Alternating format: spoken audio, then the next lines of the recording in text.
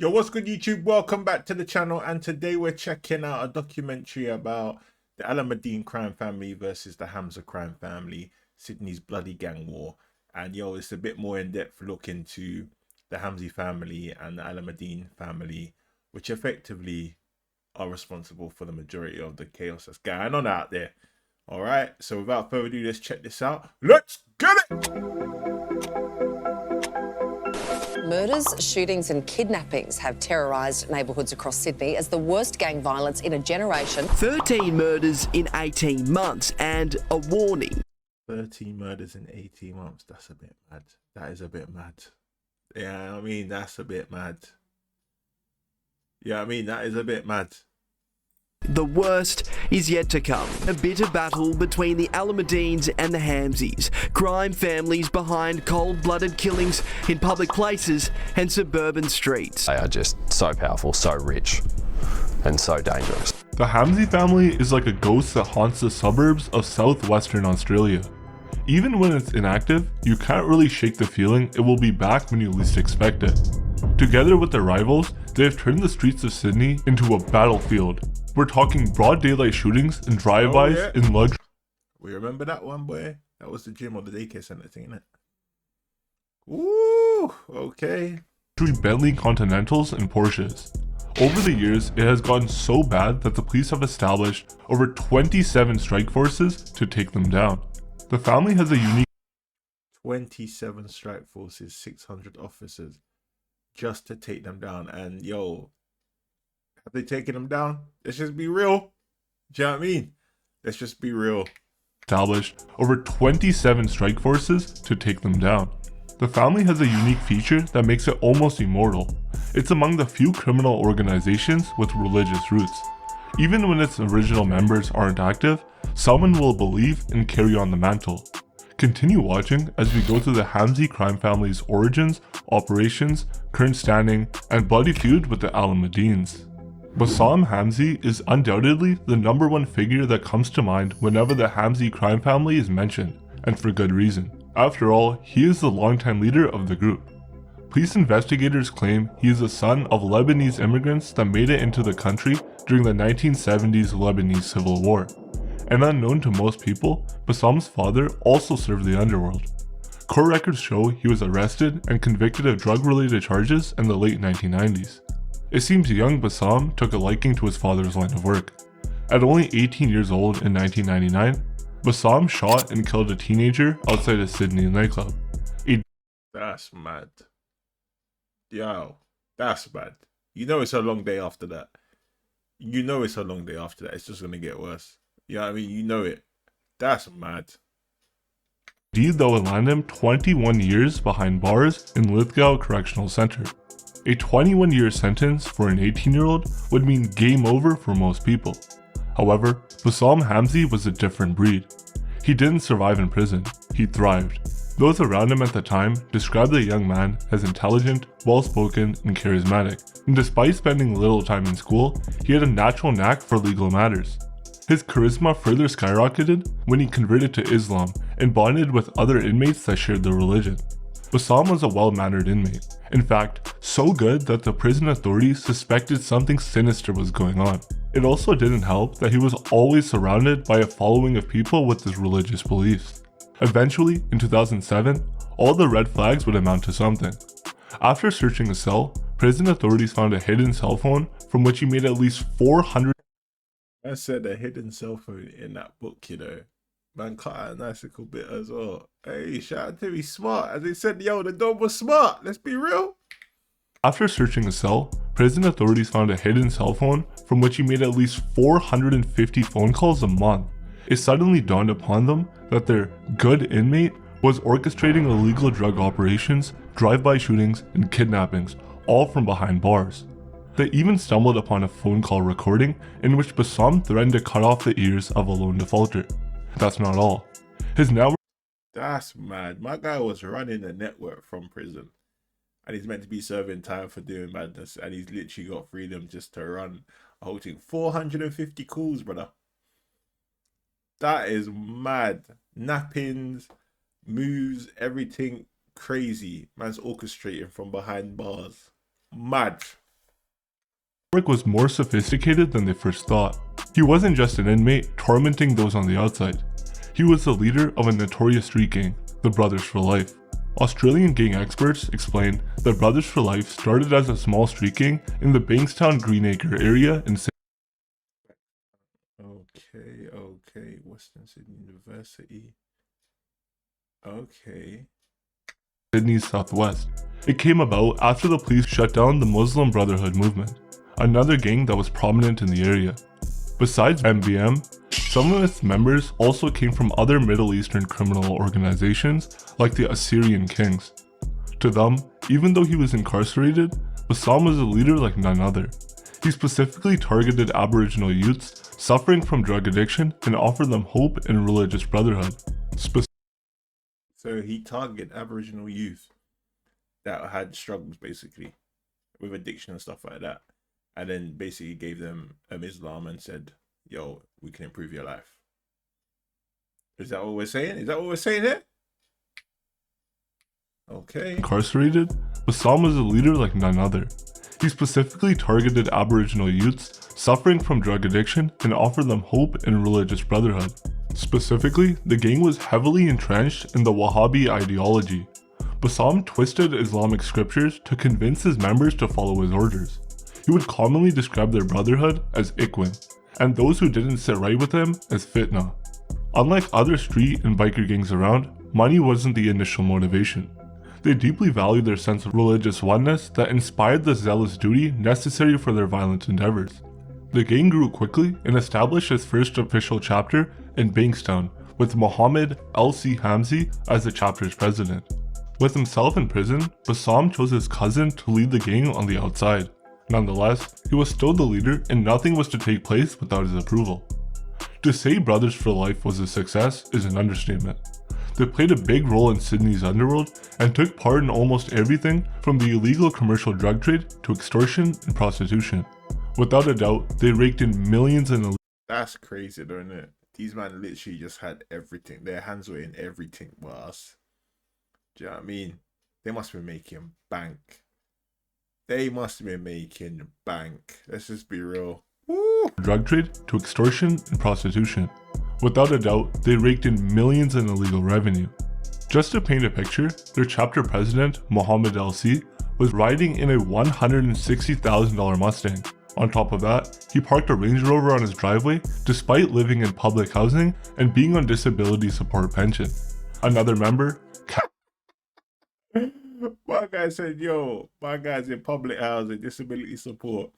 Man's got a Range Rover and a Mustang. Guy crazy. Guy crazy. Oh my day. Like,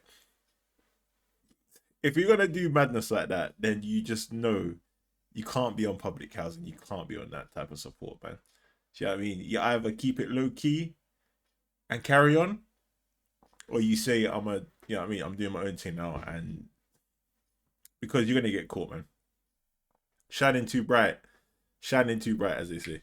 Living in public housing and being on disability support pension. Another member, Khalid Khalil, caught the police's attention after they spotted him casually wearing an $80,000 Breitling watch. There was even a case of a 19-year-old newcomer who suddenly became the newly registered owner of an Audi Q7. It was particularly baffling since the police knew the teenager hadn't worked a day in his life. Additionally, if Brothers for Life... But then it's like, why would you get... Like, who's giving you that Q7? Like, man has never worked, has no pay slips, have nothing like that. How are you kind of making that make sense in your head? That's what I'm trying to understand. It doesn't make no sense. That's mental. Sorry, that is just... Life members weren't peddling drugs. You'd find them in the high roller's room at the Star Casino. They were so comfortable that they would repeatedly taunt police officers on sight. At the time, the government had established the Middle Eastern Organized Crime Squad to deal with them. However, instead of fleeing, Brothers for Life gangsters would tattoo MEOC onto their necks and even bear the name on their vehicle's number plate. They were rich, wild, and definitely not afraid of the authorities. Man said they made a MEOC Organized Crime Unit, or whatever it's called, Middle Eastern Organized Crime Unit. And these man tattooed that onto their necks, their wrists, their knuckles, everything. Even had number plates for it. These man did not respect the law. These men did not care. Let's just be real. Number plate. They were rich, wild, and definitely not afraid of the authorities. The flashy lifestyle appealed to even more Aboriginal youths. They wanted to be like their elder brothers. They wanted supercars, Louis Vuitton, and girls. Surprisingly, admission wasn't difficult. You only had to spend $70 on a Brothers for Life t-shirt with their infamous logo of crossed AK-47s. Additionally, you had to be seeking glory and willing to throw yourself at the mercy of high-ranking members looking for people to do their dirty work. So is this so obviously the B4L was the Hamzy family, obviously, yeah. So 27 district, the 1-4s and that, they are obviously, they're not directly into the Brothers for Life or the Hamzy family, but they do some work for them, I'm assuming. Yeah. So obviously, as you're saying, that they're dirty work. If they need to do ride outs, they'll go and do that. Bish bash bosh, bish bash bosh. Do you know what I mean? So that's what I'm assuming. Let me know in the comments if I'm right or wrong about that one. At the mercy of high-ranking members looking for people to do their dirty work. If you survive long enough, then maybe you could get in on that luxurious gangster lifestyle. Unfortunately, few ever made it to the top. If things had stayed as they were, then Bassam would have remained the proud founder and leader of the successful gang. Unfortunately, things didn't go quite as planned. As the gang grew, Bassam would lose influence over the Bankstown chapter. It seems that the allure of money was too tempting, and with himself behind bars, there wasn't much he could do. It also didn't help that after uncovering his criminal ring, prison authorities transferred him to Goulburn Supermax Prison, Australia's toughest correctional facility. For a few years from 2009 to around 2012, Bassam had very little communication with this criminal enterprise. The best he could do was hear the news about their exploits as they rampaged the streets. There was a power vacuum, and even though many higher-ups didn't say anything for fear over what Bassam would do, according to authorities, they seemed to desire the throne. Some gang experts claim it was during those years that the Brothers for Life gang lost its structure. According to some authorities, for good. That's the thing though, when, you know what I mean, if you have someone on top that controls everything and can keep people in place and stuff like that, but as soon as that goes, boy, that leader goes, chaos, brother. It is chaos. And that vacuum is going to be mad. And we see it around the world as well. Like when you see you've got a dictator that is running things, you get rid of them. Whew, chaos, brother. Chaos. Yo, we're talking facts. Those years that the Brothers for Life gang lost its structure. According to some authorities, for good. Drill rap music and alcohol replaced prayers as Bassam's religion-first mindset was put in the back seat. Members became even more ambitious as they fought to claim more drug profits. It was also during Bassam's absence that the Brothers for Life Blacktown chapter emerged. Unlike the Bankstown chapter, which was predominantly Lebanese, Blacktown featured more Afghan gangsters. While the higher-ups got along, the same couldn't be said about their underlings. They both wanted a sizable share of the Western Sydney drug trade, and the rivalry of some sort was slowly emerging. The Bankstown chapter, understandably, was the most successful of the two, owing to being in the business for much longer. As a result, Blacktown members always had an underdog mentality. According to inside sources, all hell broke loose after some Bankstown members referred to the Blacktown chapter as the Afghan dogs. It was hard enough that the Lebanese saw themselves as superior to the Afghans, the insult just pushed them over the edge. The first to suffer the consequences was the $80,000 watch bearer, Khalid Khalil. According to police reports, on October 8, 2012, he was kneecapped by a large group of fellow gang members. Only 7 days later, the Bankstown chapter would retaliate. Despite allegedly being very close with Yaya, Muhammad LC would betray and leave his friends and you. Oh shit.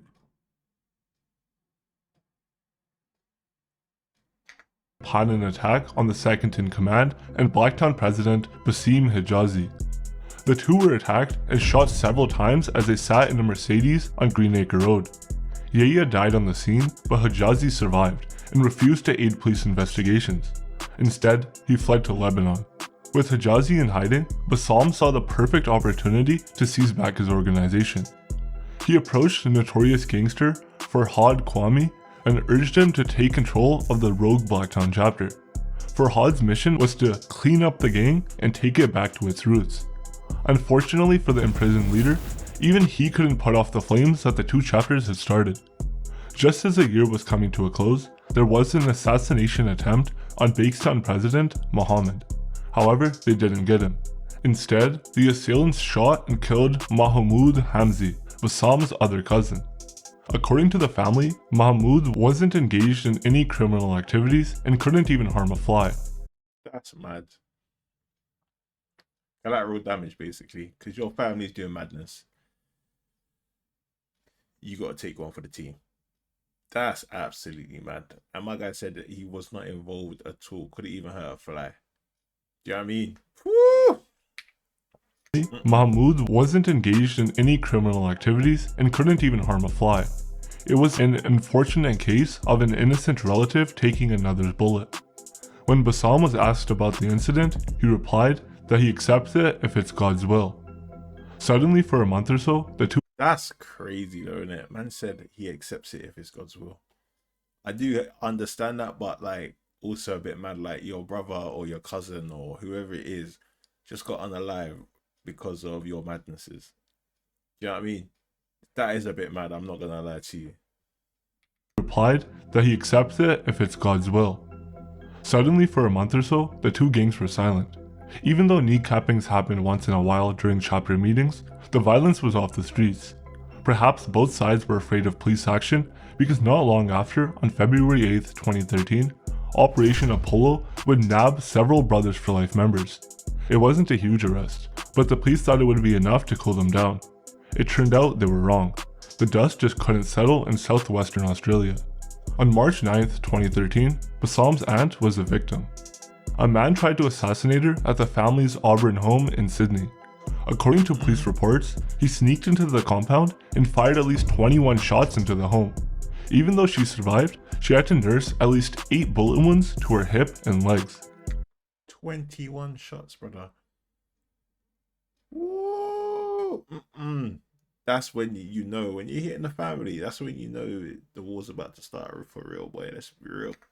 On November 7th, 2013, the police's months of hard work would pay off as they successfully arrested Mohammed Al-Si, the Bankstown Brothers for Life president. Along with him, the authorities also managed to nab other key gang figures. Mohammed got decades behind bars for the murder of Yahya Ahmed, among other crimes. Interestingly enough, the police also learned that not long after the 2012 shooting, the Brothers for Life gang paid around $400,000 as compensation to Yahya's family. With Mohammed Al-Si in prison and Bassam— Do you know what? Shout out to that one though. My guy unalives are done, but paid 400,000 for his thing, for his funeral. That is a bit mad. That is a bit mad. That is a bit mad. I ain't gonna lie, that is a bit mad. Oh my days, bro. You can't make this shit up, bro. as compensation to Yahya's family. With Mohammed Al-Si in prison and Bassam Hijazi off the spotlight, many thought the Brothers for Life gang was done for good. That wasn't the case. If anything, it became stable. With Bassam's approval, Farhad Kwame continued as the gang's leader, and many testified of his brutal leadership. Perhaps fearing future instability, Farhad ruled the gang with an iron fist, expecting unquestioned obedience and loyalty from its members. Therefore, it wasn't at all surprising that many of the original Brothers for Life gangsters didn't approve of Bassam's decision. Barely a year later in 2014, Bassam's own mother would suffer an assassination attempt. In a similar manner to the hit orchestrated on his aunt, a man sneaked into the family compound and fired several shots through the door. Ma Bassam took several bullets in the stomach. Interestingly, it wasn't a case of internal fire. The shooting was related to a debt recovery feud between her son and another gangster, and Imagine just like Mumsy getting unalived or eated just for some unpaid debts or some feud about unpaid debts. It's a bit mad, isn't it? It's just a bit mad, I ain't gonna lie. Woo! Ma Hamzy only happened to be collateral damage. Luckily, she survived. For a while, you could say there was peace. However, it was in 2017 that the Hamzy and Brothers for Life names resurfaced. The police had actually done it. Sometime that year, during a sweeping crackdown on the Brothers for Life street gang, the MEOCS arrested all 3 Kwame brothers, including Farhad. They were charged with several crimes, including murder, and Farhad himself received Them man got a long times, boy. 60 years, 50 years, 30 years. Woo! That's long. 60 years behind bars with no parole for 43 years. Simultaneously, back in Goulburn Supermax, the authorities would aggressively search Hamzy's prison cell, hoping to find another phone which they suspected he had. They didn't find it. However, they did find a flash drive containing Brothers for Life and Islamic State material. It even listed the gang's creed, courage. Wait, Islamic State. Wait. Okay, that's a bit mad. I ain't gonna lie, that is a bit mad. Man said ISIS stuff. Alright. This is a bit crazy right now, I ain't gonna lie. Brothers for Life and Islamic State material. It even listed the gang's creed, courage, honor, no mercy, mercy for the weak, family for life. The prison authorities were now asking themselves some serious questions. How was he able to get his hands on the flash drive and most likely the phone that they couldn't find? There was only one conclusion. Surely their most dangerous inmate must have someone working for him on the inside. It turned out their suspicions were correct. Not long after, Bassam, Hamzy's lawyer, would appear in court as a defendant. He faced charges for allegedly cooperating with the criminal and aiding in the supplying of commercial quantity of methamphetamine between October 2017 and February 2018. Interestingly, Churchill wasn't even a lawyer. The whole time, he was a legal secretary posing as one. Man said a legal secretary posing as a lawyer. What checks were the feds doing? That's what I want to know. Man signing in everything, names there for the last, 6 months or however long it was. That's mad. That is crazy. Churchill wasn't even a lawyer. The whole time, he was a legal secretary posing as one. As a result, prison authorities would temporarily remove Bassam's client privileges. That also included any phone calls to the outside. However, the restrictions didn't last long. Bassam would then successfully represent himself in the NSW Court of Criminal Appeal to overturn the decision, a move that shook. My guy literally represented himself to overturn the client privilege thing. That is mad. Clearly, the guy's smart. The guy said that he's smart already. You know what I mean? Yo, let's be real. Bassam is smart. NSW Court of Criminal Appeal to overturn the decision, a move that shook even the jury. They didn't expect a long-term inmate to express himself in such an articulate manner. Around 2 years later, in 2019, an interesting video surfaced on the internet. It clearly showed Bassam Hamzy and Hamzy-Alameddine trading blows in the prison yard. Few people paid attention to the video, since it wasn't rare for rival crime families to clash over drug territories. Little did they know that altercation would plunge Sydney into a bloody gang war. To fill you in, Hamzy-Alameddine is among the 5 primary leaders of Sydney's Alameddine crime family. He was arrested in. Okay. Man like A Hunter, drill rapper, member of the Alameddine family. Okay. Convicted in 2015 for playing a role in the Parramatta Police Headquarters terrorist attack that claimed an officer's life. According to authorities, he is among the most dangerous inmates in Goulburn's Supermax prison. Just a few years prior, in April 2016, there was a series of murders that reportedly might have something to do with this altercation. On the 9th of that month, Safwan Sherbaji was shot in the Condell Park. 3 weeks later, on the 20th, Wali Ahmad was shot dead in Bankstown. Fast forward to October 19th, 2020, Majid Hamzy was shot dead outside his home. Surveillance footage disturbingly showed how the 2 black-clad assassins patiently waited and opened fire as soon as the victim stepped onto his driveway. Despite being shot, Majid tried running away before falling dead outside his friend's house. You know what? Shout out to him for keep running though. Do you know what I mean? Man's running and literally dropped at his friend's yard. That's a bit mad. But you also got to say like, yo, you're bringing the heat to my yard. Like, don't be doing that. Do you know what I mean? Despite being shot, Majid tried running away before falling dead outside his friend's house. Majid's death was catastrophic.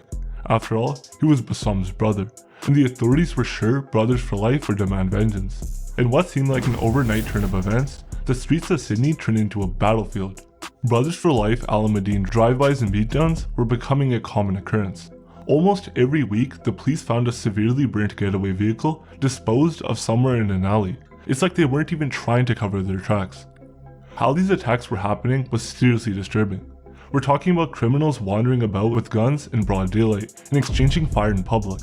The Hamzy-Alameddine war was worse than the Broad daylight, exchanging fire. What's going on? That's crazy. broad daylight and exchanging fire in public. The Hamzy-Alameddine war was worse than the internal Brothers for Life exchanges.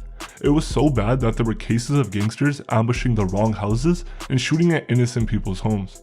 On January 30th, 2021, Mustafa Nauman was shot dead in Hurstville in what was a case of a mistaken identity on Ibrahim Hamzy. On the same day, the police also found the burnt body of Majid Darbis in Smithfield. According to autopsy reports, Majid was shot before being burnt in a getaway vehicle. On February 15th, 2021, a failed assassination attempt at the World Gym in Prospect NSW almost caused colossal damage. 2 bullets missed their intended target. We remember this one, boy. We remember this one. I ain't gonna lie, we remember this one. An Alameddine associate, and straight into the wall of a daycare center, narrowly missing a toddler who was playing inside. 1 bullet. If that went, you know what I mean? That could have gone so left so quickly. I ain't gonna lie to you. That's mad. Even grazed a nurse who luckily survived. Around 4 months later, on June 18th, 2021, another Hamzy would fall. This time, it was Bilal Hamzy. He was killed in a brutal execution-style murder in Sydney's CBD. The police tried to warn him that there was a price on his head. However, he didn't listen. Instead, 750k bounty. What is going on, brother? Oh, that's shy of $1 million. I ain't gonna lie to you. That is crazy. police tried to warn him that there was a price on his head. However, he didn't listen. Instead, he sought to hide in the busy streets of Sydney, believing that his enemies wouldn't dare take him out in public. Unfortunately for him, he was wrong. According to witness reports, Bilal was on a date with a Kim Kardashian lookalike when he decided to step outside for some fresh air. That's when he was greeted by 2 men in an Audi. They opened fire, taking him out on the busy street. Everyone around even saw how the assassins made a U-turn before again shooting at Bilal, who was now laying on the ground. Barely 2 months later, on August 6th, That's crazy.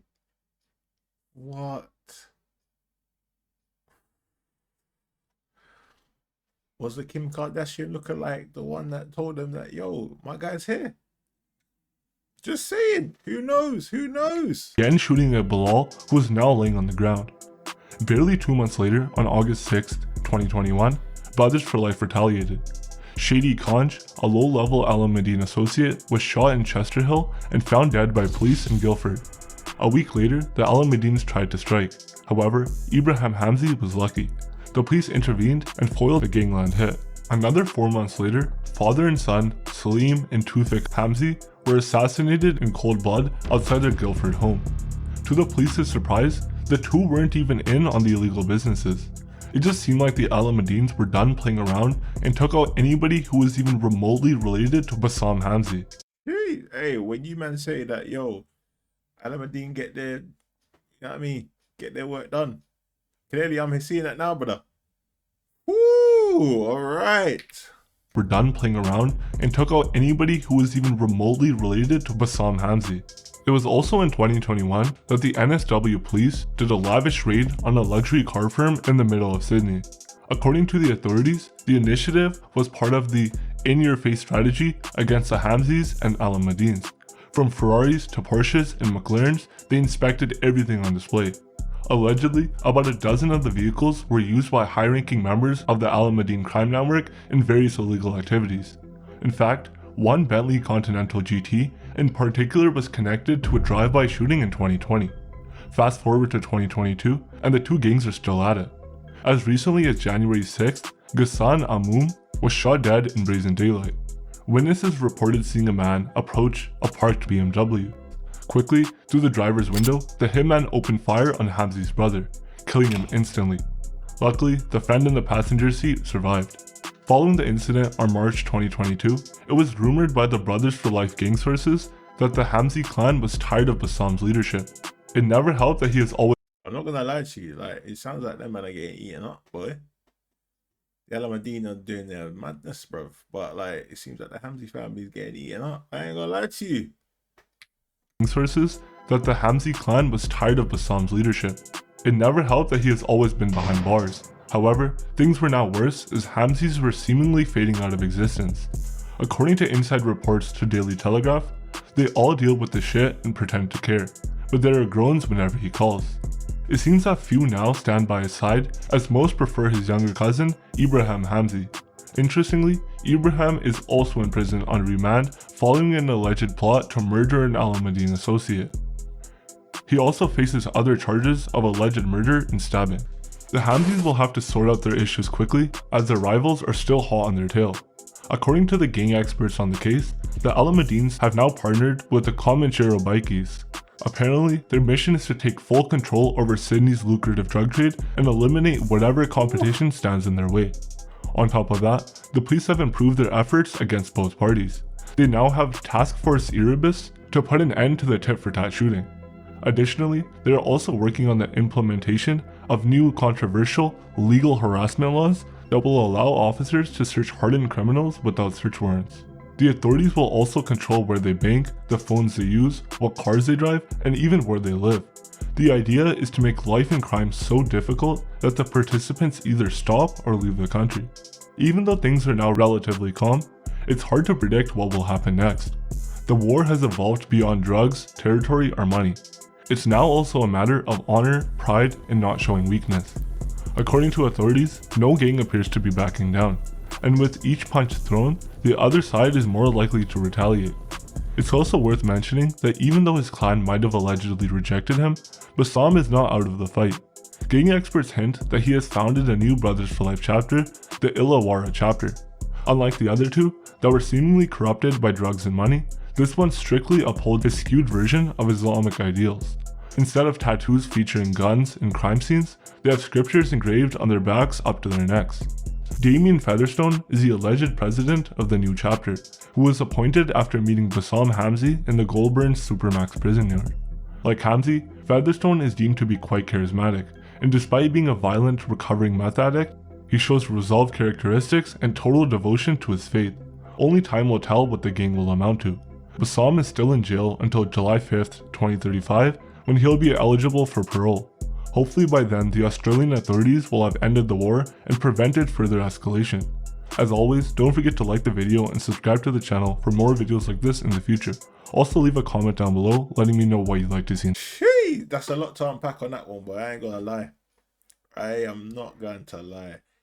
Too many connections, but the way that my guy can orchestrate stuff from behind bars is mental.